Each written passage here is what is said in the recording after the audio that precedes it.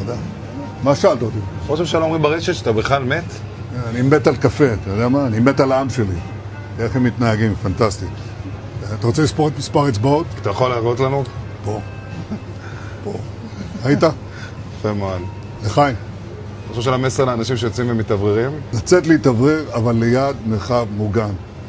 והעמידה שלכם היא מדהימה, נותנת כוח לי, לממשלה, לצה"ל, למוסד. אנחנו עושים דברים שאני לא יכול לשתף ברגע זה, אבל עושים דברים מכים באיראן חזק מאוד, גם ביום הזה, גם בלבנון, ממשיכים. אתם אומרים לי להמשיך? אני אומר לכולכם, גם אתם תמשיכו. תמשיכו להישמע להוראות פיקוד העורף, כל הזמן, להישמע להוראות פיקוד העורף, וגם לראשי הערים, להיות תמיד ליד מרחב מוגן.